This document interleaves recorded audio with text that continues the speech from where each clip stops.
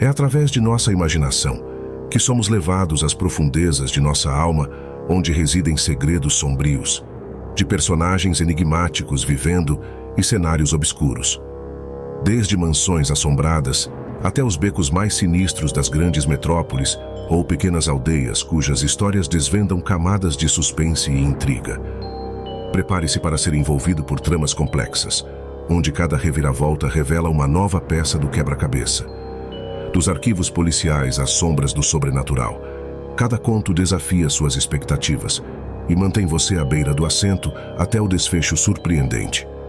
Enquanto os personagens enfrentam seus próprios demônios internos e perigos externos, os leitores são levados a uma jornada emocionante através do desconhecido. Prepare-se para desvendar enigmas, enfrentar o desconhecido e descobrir que nem sempre o que parece ser é a verdade. Mistérios Sombrios é uma antologia que desafia e encanta os amantes do mistério em todas as suas formas. Se você é um escritor de imaginação criativa, não perca essa oportunidade de escrever seu conto.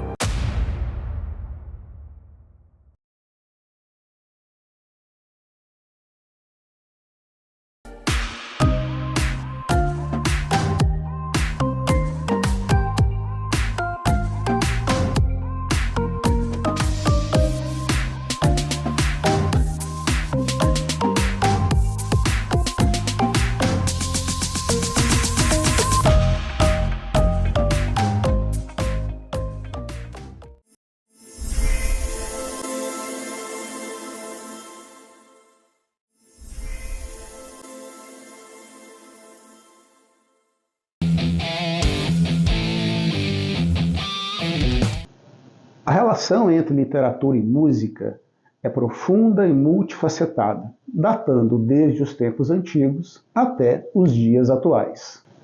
Ambas compartilham uma base de expressão humana, explorando experiências, emoções e ideias. Muitas vezes, letras de música são poeticamente ricas, evocando imagens e sentimentos semelhantes aos encontrados na literatura.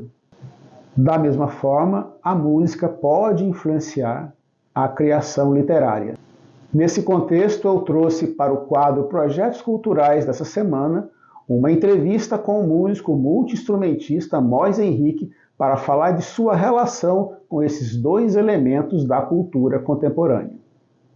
Eu sou Orlando Rodrigues, presidente da ANE, Associação Nacional de Escritores e Editoras, e esse é o quadro Projetos Culturais.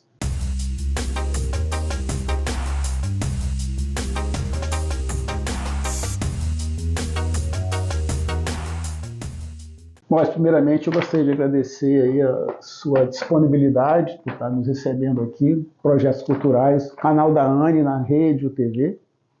Muito obrigado, eu que agradeço a presença de vocês aqui, é uma honra estar falando com você, Orlando. Conta pra gente um pouco da sua carreira musical, desde o seu início e até os dias de hoje.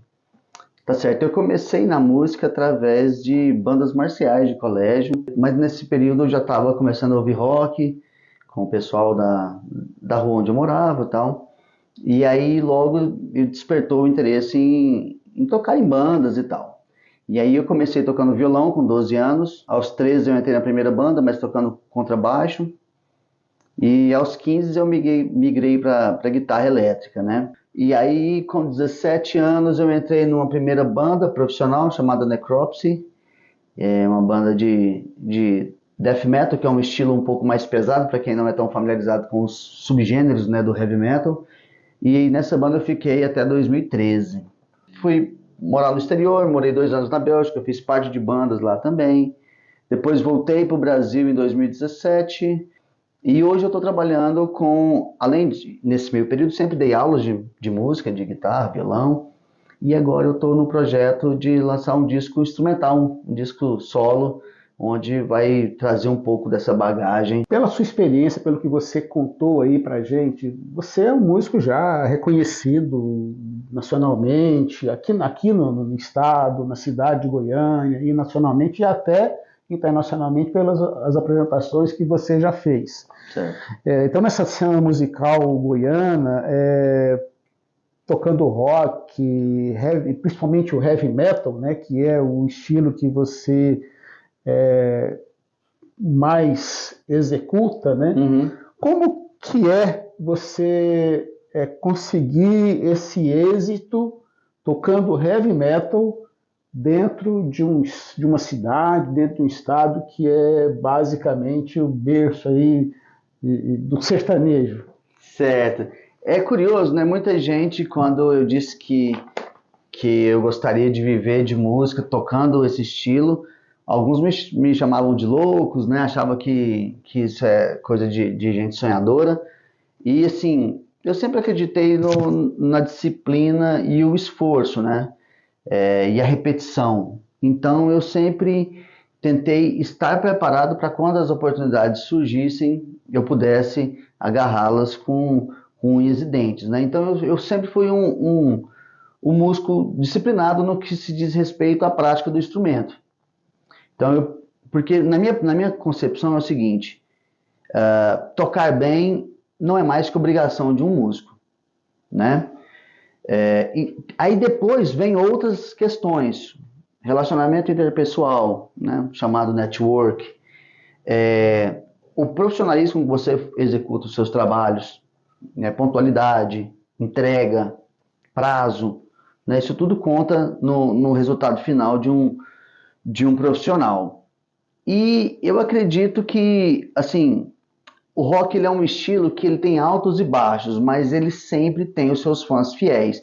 E eu sempre acreditei muito nisso, que era possível você criar uma base, né, de admiradores do seu trabalho, queira chamar como fãs ou não, eu prefiro chamar de admiradores do trabalho da gente mesmo. E que se você for uma pessoa constante, né, e fizer com respeito, as coisas acontecem de uma forma positiva, né? Você é músico multi-instrumentista, você leciona, dá aula de vários instrumentos musicais e você compõe também. Sim, eu acho que é uma das coisas que eu sempre falo para os meus alunos, que se você quiser deixar sua marca no mundo, você tem que fazer algo autoral. Né? Porque os donos de pubs, de bares, querem levar aquela música que as pessoas já estão acostumadas a ouvir. Porém, essa é uma maneira de você simplesmente ser mais um no meio da multidão. Com todo respeito, eu também faço isso, apesar de tudo, a gente precisa pagar contas, né? Então a gente acaba fazendo. Mas não é isso que eu acho que vai deixar a sua marca no mundo. Então eu dou muito valor para o trabalho autoral e eu componho desde, sei lá, 14, 15 anos. E essa sua composição, porque você compõe letra, compõe música, não é isso? Uhum. Como que essa sua relação essa relação sua com a literatura enquanto você está compondo, né? Ou seja, o seu trabalho enquanto compositor, como é que é essa relação? Ela pode se dar de duas maneiras. Eu posso ter uma ideia musical e depois dela concebida, eu ter uma ideia de que assunto pode ser abordado em cima daquela harmonia, em cima daquela melodia.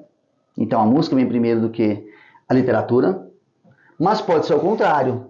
Pode ser o contrário. Você pode ter uma letra e através dessa letra, desse poema, você pode então ter ideias musicais. Aí é importante o repertório, né? Você ter domínio das ferramentas musicais para que você consiga expressar aquilo que o autor está descrevendo ali no texto. Você falou nos bastidores aí, na questão melopoética, é isso? Um elemento? Eu tive a oportunidade de estudar com a professora doutora Luana Torres, uma disciplina chamada melopoética. Que a melopoética nada mais é que o estudo entre as relações literárias e musicais. Como que se dá essa relação entre música e literatura?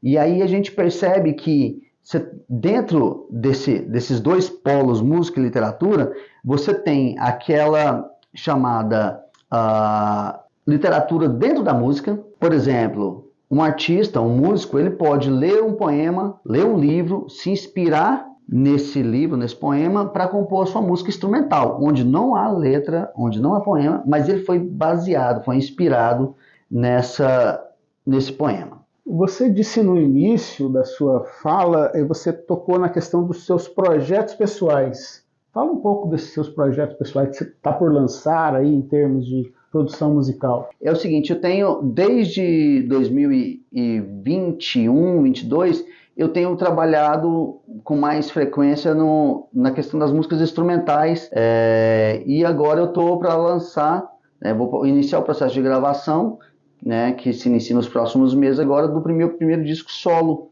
Maravilha. Com toda essa sua experiência, com toda essa vivência no meio artístico, que recado que você dá, tanto no aspecto da literatura e da própria música, que recado que você dá para o artista que está iniciando, seja ele iniciando na literatura como escritor ou ele iniciando na música como é o seu ofício?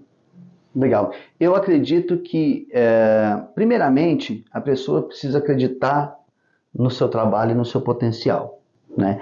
E ir pela arte, primeiramente, não só pela parte financeira. A parte financeira é fundamental e é importantíssimo que você conheça os pilares de uma carreira de artista. Mas, antes de tudo, tem que ter o amor pela arte, porque é uma estrada árdua, difícil, mas muito compensatória. Então, se você tiver a disciplina de ser um trabalhador mesmo da arte, isso vai lhe custar umas horas, vai lhe custar uma vida inteira talvez, mas com perseverança eu acredito que é possível sim. Porque muitas das vezes, as pessoas falam que viver de arte é impossível, que é coisa de maluco, mas eu acredito que não. Assim, se você fizer de forma organizada, é possível sim. E sempre que possível buscar a orientação de um profissional. Ouvir bastante quem já passou por essa estrada, né, e seguir esses conselhos, né? E não se deixar desviar por modas. Eu acredito que o mundo, ainda mais nesse mundo moderno, tendências é o tempo inteiro. Se você fosse deixar guiar por tendência, você nunca vai criar uma identidade, você nunca vai ter a sua identidade, né, dentro do seu estilo, seja de escrever, seja de compor. Então as pessoas precisam de constância, precisam saber quem você é, e isso só vai acontecer se você fizer de forma genuína. Para encerrar, se eu te pedir para tocar uma música para a gente, para aparecer aqui no Projetos Culturais, que música você escolheria? Eu vou tocar Cyber Hell, que é uma canção em parceria com a vocalista Aline Galvão, que vai estar presente nesse futuro disco aí. Cyber Hell, Mois Henrique, Orlando Rodrigues, encerra Projetos Culturais. Valeu!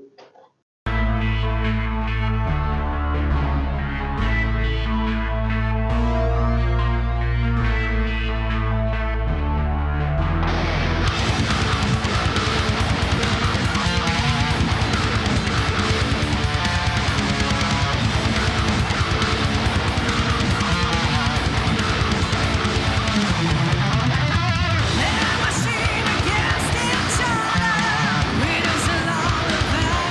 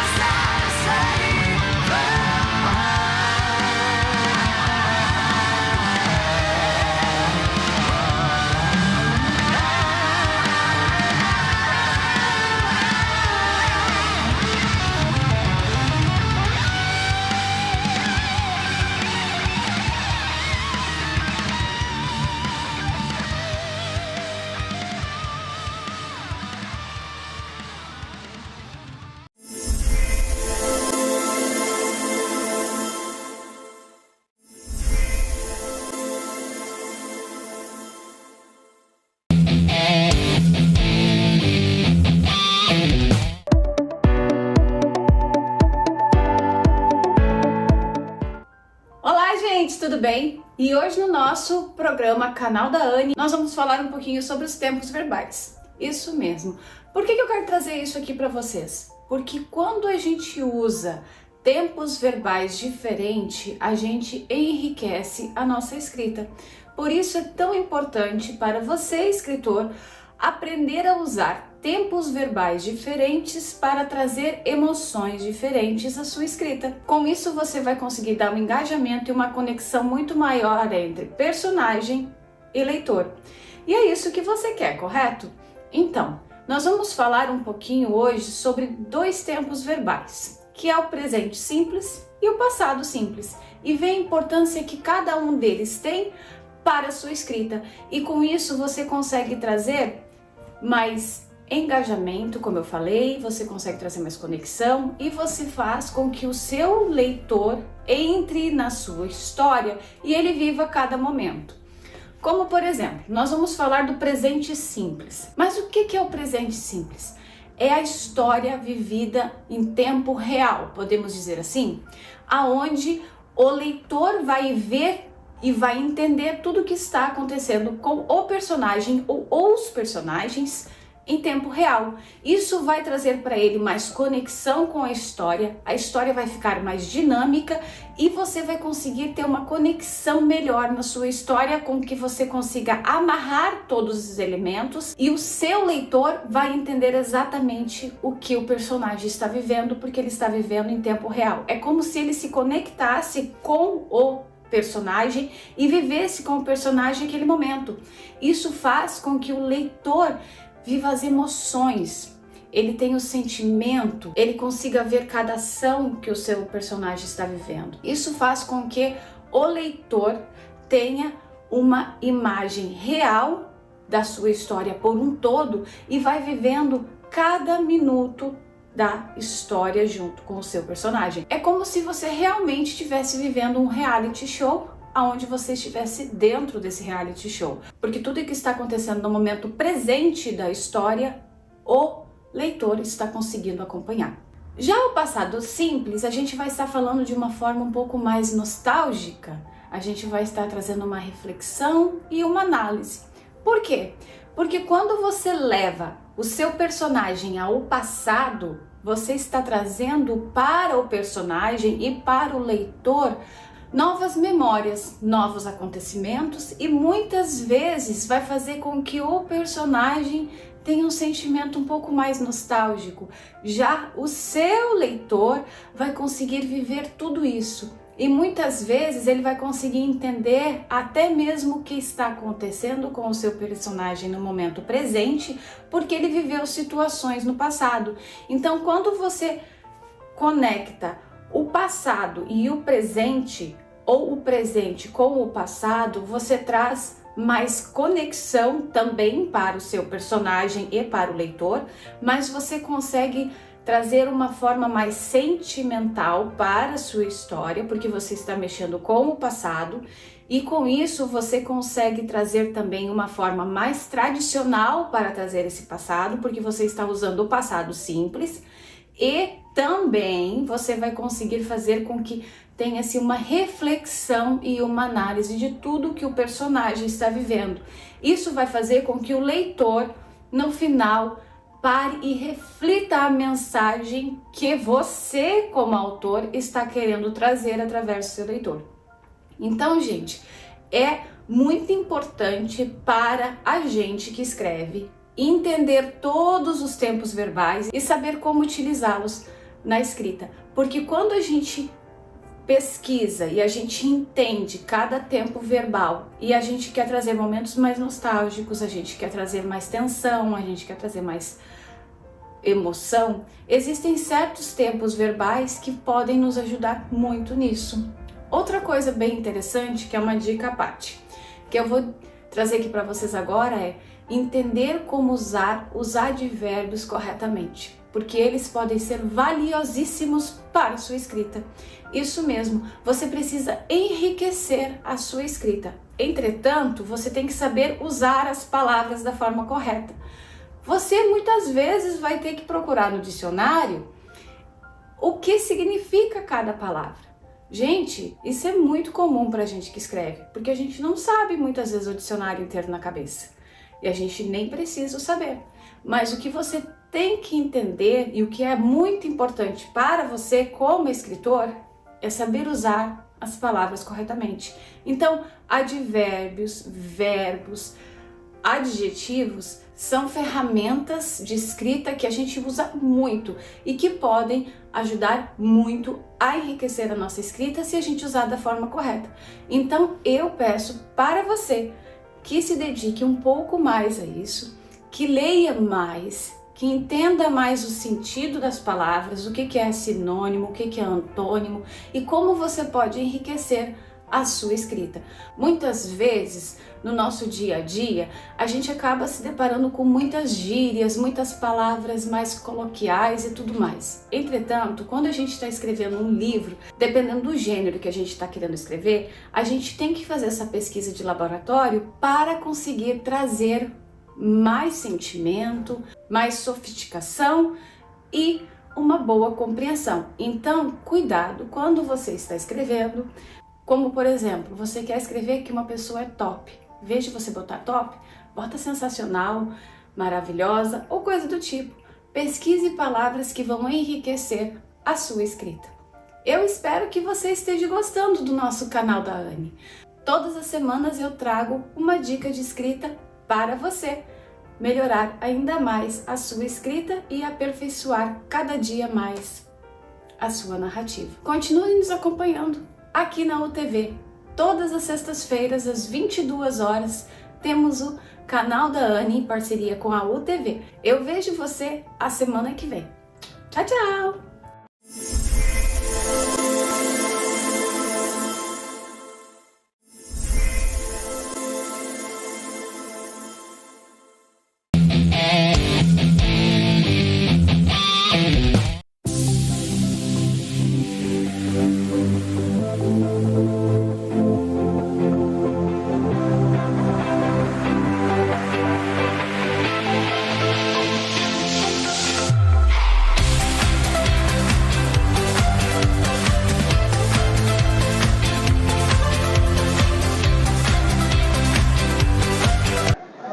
Boa tarde, Patrícia. Boa tarde. Obrigado pelo convite. Feliz aniversário. Obrigada. E eu sou escritor, Celso Poça Júnior, e sou editor na Editora Itapuca, com a Juliana. Eu era um executivo, eu trabalhei 32 anos com navios. E eu escrevia. Tentava escrever os domingos de manhã, depois fui escrevendo mais tempo. Que meu sonho era ser escritor de suspense. A minha trajetória como autor foi muito acima do que eu esperava. Eu lancei meu 15º livro ano passado e vou lançar agora em junho meu 16º livro. Eu estou muito contente. As maiores dificuldades que você vê nesse ramo editorial, Celso? Olha, no Brasil, o principal problema que eu sempre falo e estudo é a falta de escala. O autor brasileiro ele não é muito lido, ele tem que fazer uma tiragem menor, consequentemente o custo unitário é mais caro, consequentemente o preço de capa é maior, aí o leitor, o poder aquisitivo do leitor brasileiro, em média, não se compara com a Europa e Estados Unidos. Então há esse problema de escala. Então é uma coisa que você tem que resolver realmente a longo prazo, fomentando a leitura. Então eu acho que o principal problema do Brasil ser quebrado é essa coisa que diz o brasileiro não lê, ele lê. Se ele puder, ele lê. Mas aí ele esbarra nessa série de problemas preço, econômicos e culturais e que dificulta. Se o Brasil trabalhar melhor essa massificação e criar mecanismos que permitam uma escala maior, autores como eu, como você, como vários que estiveram aqui hoje conosco, o próprio índice de leitura no Brasil, que hoje é mais ou menos 4 livros por habitante por ano, que ainda é pouco, mas assim, isso daria um salto. Sim, eu acho interessante essa sua colocação, porque realmente, para você baratear e dar acesso, realmente tem que aumentar a escala. Não, é verdade. Entendeu? E você acha que, assim, aqui no Brasil, o que a gente vê muito é o consumo realmente de mais de livros internacionais que vêm de fora. Você acha que tem um certo preconceito, uma certa resistência, ou falta de conhecimento mesmo da população? Patrícia, boa pergunta, ótima pergunta. E eu penso muito nisso. Eu não chamo de preconceito, mas é uma preferência. Aham. Eu, por exemplo, eu mencionei, eu sou um leitor de suspense, em primeiro lugar, Sim.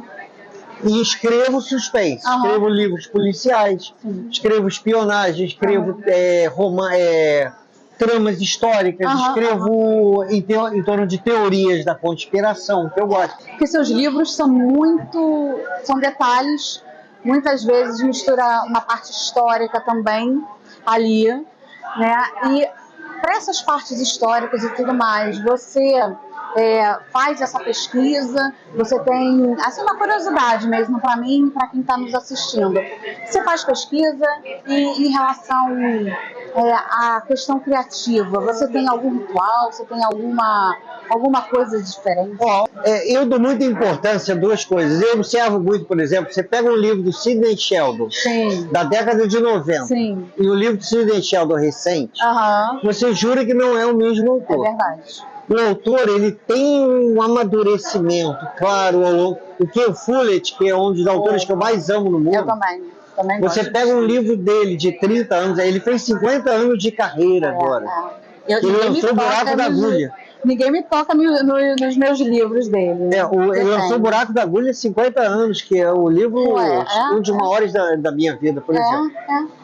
Então, há um amadurecimento. E eu mesmo olho para o meu primeiro livro, que não tem tanto tempo, e eu acho, meu Deus... Para responder a sua pergunta, eu dou muita importância a duas coisas.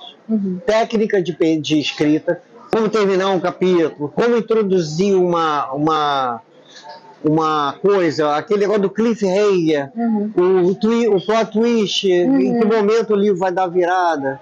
Com certeza. Que são clichês e chavões, mas que o leitor está esperando aquilo. E aí a segunda coisa, pesquisa. Como leitor, e eu sou exigente como leitor, se eu pego um livro que a pesquisa está muito mal feita, geralmente eu largo. É o único tipo de livro que eu largo, eu não suporto. Mas se o autor usa técnicas de escrita e faz uma boa pesquisa, sim, ele vai estar sempre elogiado. Sim. E agora a gente fica com a palavra para deixar um recadinho para você, nosso querido, experiente, excelente escritor, também gosto muito. Deixa aí um recadinho para o pessoal que está começando. Olha, eu sempre digo o seguinte, isso não só em literatura, mas na música, na pintura. Quantos cantores espetaculares estão por aí, a gente não sabe. Quantos jogadores, quantos Neymares estão por aí? Quantos Rafael Montes estão por aí? Então, o que eu digo, tem um texto, não deixa na gaveta, como eu fazia, como outros faziam. Leva para alguém para publicar. Leva para alguém para ler, um leitor crítico. Então eu digo aos autores, fala com a Itapuca, fala com outras editoras. Hoje em dia existem ferramentas, tecnologia e recursos que permitem que uma tiragem menor não seja tão cara. Não é barato como a gente falou nos Estados Unidos. Mas não é tão caro. Dá para fazer tiragem de 100, de 50, de 200. Então, não há motivo para um autor hoje ficar com o livro na gaveta. Essa é a mensagem que eu passo.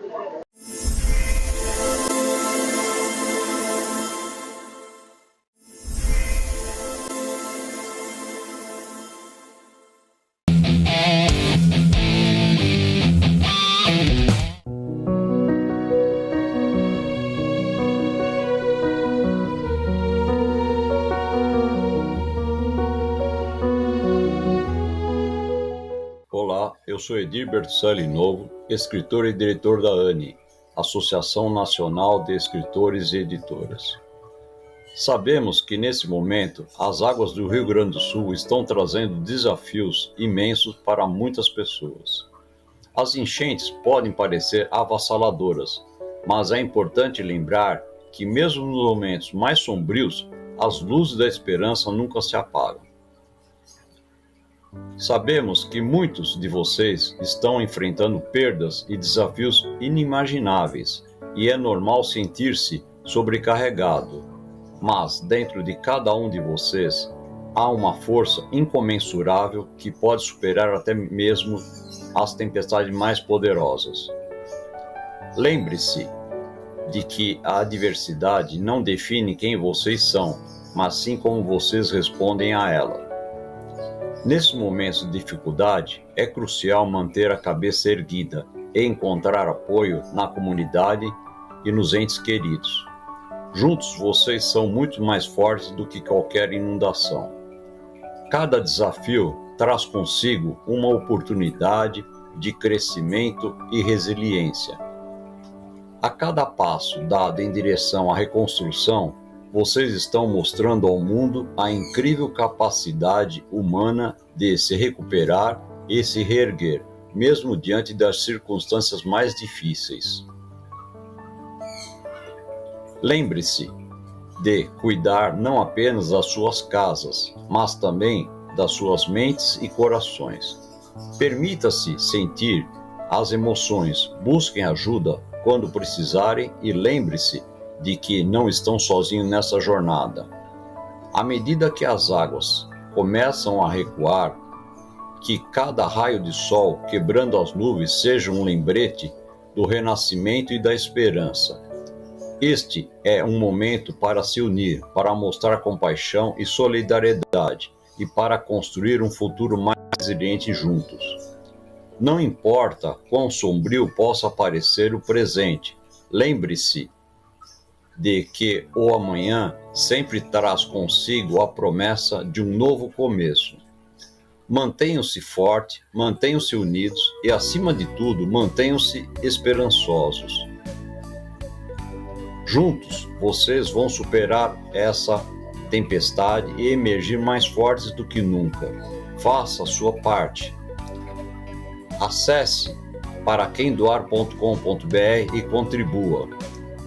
Eu e todos os diretores da ANE, Associação Nacional de Escritores e Editoras, deixamos nosso carinho e solidariedade aos nossos irmãos gaúchos. Até a próxima semana.